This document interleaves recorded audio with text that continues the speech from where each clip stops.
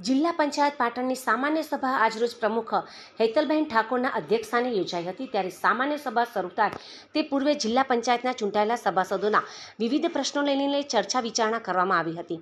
તો શાસક પક્ષના સાકાજી ઠાકોરના પ્રશ્નને લઈને પાટણ જિલ્લામાં આઉટસોર્સિંગથી આરોગ્ય શાખામાં ભરવાલાયક 100 જેટલા ઉમેદવારોની જગ્યાઓ છેલ્લા ઘણા સમયથી બાકી હોવાના મુદ્દાને લઈને વિરોધ પક્ષના અશ્વિનભાઈ પટેલે જિલ્લા આરોગ્ય અધિકારી વિષ્ણુભાઈ પટેલને વિકૃત માનસિકતા ધરાવતા અધિકારી હોવાથી તેઓની ઓફિસને તાળું મારી ગાડીની ચાવી જપ્ત કરવાનો ઠરાવ કરવામાં સૂચન કર્યું હતું।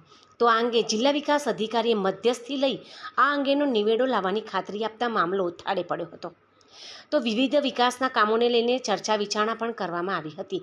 તો મંજુલાબેન રાઠોડે રાજ્યમાં ચાલતી અનેક નકલી કચેરીઓ અને નકલી અધિકારીઓની જેમ પાટણમાં પણ ડીપીઓની કચેરી એક શિક્ષકના મકાનમાં ચાલતી હોવાના ગંભીર આક્ષેપ કર્યો હતો। ત્યારે ડીપીઓએ આ અંગેના પુરાવાઓ રજૂ કરી તો તેમની સામે કાર્યવાહી હાથ ધરવાનું સામાન્ય સભામાં જણાવ્યું હતું। આ પ્રસંગે પૂર્વ શિક્ષણ સમિતિના ચેરમેન પ્રવીણ રાઠોડે જણાવ્યું હતું કે પાટણ જિલ્લા પંચાયત અંતર્ગત શિક્ષણ સમિતિમાં શિક્ષકોમાં ઉચ્ચતર પગારના પ્રશ્નોના કેસો હોય કે પછી પેન્શનના પ્રશ્નો હોય કે અન્ય કેસો હોય તે બાબતે મોટો ભ્રષ્ટાચાર ચાલી રહ્યો હોવાનું જણાવી એક શિક્ષકના ઘરેથી જ તમામ વહીવટ ચાલતો હોવાના આક્ષેપો કરી છેલ્લા 5 વર્ષથી શિક્ષકોની સર્વિસ બુકમાં એક જ વ્યક્તિના હેન્ડરાઇટિંગ જોવા મળી રહ્યા હોવાનું જણાવી જિલ્લા પંચાયતના વહીવટીતંત્રને આ ભ્રષ્ટાચારને ખુલ્લું કરવાની ખુલ્લી ચેલેન્જ કરી તેઓની પાસે પૂરતા પુરાવા અને સીસીટીવી કેમેરા હોવાનું પણ તેઓએ જણાવ્યું હતું।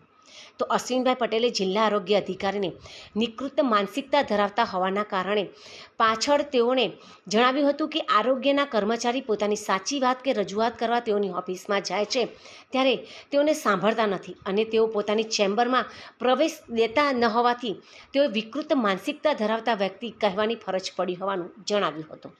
પાટણ જિલ્લા પંચાયત શિક્ષણ સમિતિ અંતર્ગત પાટણ જિલ્લામાં જે પણ શિક્ષકો નોકરી કરી રહ્યા છે એ શિક્ષકોને 9-20-31નું ઉચ્ચતર પગાર ધોરણની બાબત હોય, પેન્શનના કેસો હોય કે અન્ય તમામ કેસો કરવાની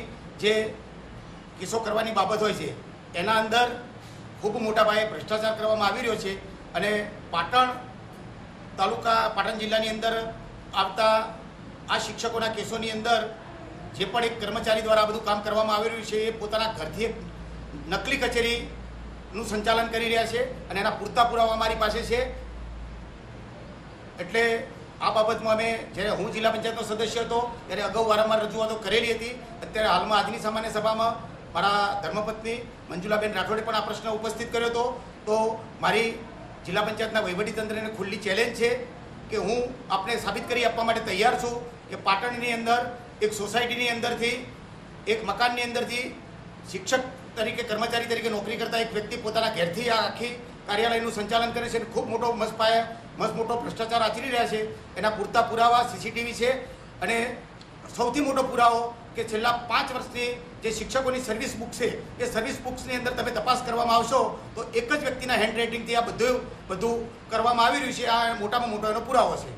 આ સમગ્ર બાબતે મારો ખુલ્લો આક્ષેપ છે કે આમ ભ્રષ્ટાચારની કોઈ પાવતી ના હોય, પરંતુ આ શિક્ષક દ્વારા જે આ કેસો તૈયાર કરવામાં આવે છે એ દરેક કેસ દીઠ 5,000 રૂપિયાથી મોડી અને જેની જરૂરિયાત એ મુજબના પૈસાનું ઉઘરાણું કરી તાલુકા કક્ષાએ અને જિલ્લા કક્ષાએ સરખા ભાગે આ લોકો વેચતી અને ખૂબ મોટા પાયે ભ્રષ્ટાચાર કરી રહ્યા છે।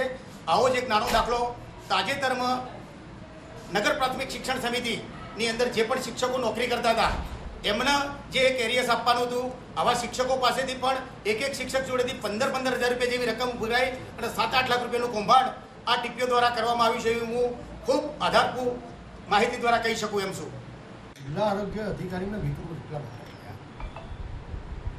કે એમની પાસે કર્મચારી પોતાની સાચી વાતની રજૂઆત હોય એ લઈને આવે તો પણ એ એમની ચેમ્બરમાં પૂછવા દેતા નથી કે એની કોઈ વાત સાંભળતા નથી। બીજું, સરકારશ્રી અગાઉની કે અત્યારની કોઈ પણ સરકાર હોય આરોગ્ય અને શિક્ષણ લેવલને સૌથી વધારે પ્રાધાન્ય આપે છે। જ્યારે આ જિલ્લામાં 100થી વધારે જગ્યાઓ આઉટસોર્સિંગથી ભરી શકાય એવી છે અને જે લોકોએ એએનએમ કે જીએનએમ કર્યું હોય કે એસઆઈ કર્યું હોય કે એ લોકોને નોકરી મળી શકે એવી છે, પણ આ આરોગ્ય અધિકારી કોઈ જાતની જવાબદારી લેવા તૈયાર નથી આ જગ્યાઓ ભરવા માટે કોઈ એજન્સીને દરખાસ્ત કરવા માટે તૈયાર નથી, કોઈની અરજી વિગતની બાબતમાં ચર્ચા કરવા તૈયાર નથી. અને એ બધું કર્યા પછી પણ એમને સ્કૂટીની કરી છે, તમામ જે લોકોની અરજી આવી એમની એ સ્કૂટીની કર્યા પછી પણ આજે 1.5 વર્ષથી એ જગ્યાઓ ભરવા માટે કોઈ વિગત એને કરી નથી. બીજું કે FHW MPHWના કે LROના કે અન્ય FHSના જે પણ કંઈ ઉચ્ચતર પગાર ધોરણની વિગતો હોય એ છેલ્લા 3 વર્ષથી પેન્ડિંગ છે. અમે જ્યારે એ લોકોની રજૂઆત અમારી પાસે આવે અમે કરીએ એ પછી એ બધી એની પ્રોસેસ ચાલે. FHW MPHWના જે પ્રમોશનની વિગત હોય તો એ પ્રમોશનની વિગત પણ 3 વર્ષથી પેન્ડિંગ હતી અને એ અમને હમણાં દરખાસ્ત છેલ્લા 2 મહિના પહેલાં મોકલી છે. એટલે સતત એ એક જ વાતને વળગી રહ્યા છે કે કર્મચારીઓ આમ, કર્મચારીઓ તેમ, કર્મચારીઓ ઢીકણું પૂછું. એક બાજુ કર્મચારીઓનો વગોવો છે તો બીજી બાજુ પાછા એને જાતે વખાણ કરે છે કે અમે આયુષ્યમાન કાર્ડ આટલા બધા કાઢ્યા પાટણ તાલુકા, પાટણ શહેરમાં. તો એ કામગીરી કોઈ અધિકારી તો કરવા જાય નહીં, નીચેનો જે સ્ટાફ હોય એ જ કરતો હોય તો પછી કર્મચારી તો કામ કરે જ છે. પણ આ અધિકારી એટલો વિકૃત છે, એની પાસે નીચેના કર્મચારીઓ પાસે કામ લેવાની કોઈ આવડત નથી. એટલા માટે મારે આજે ખાસ એમને વિકૃત માઇન્ડના કહેવાય.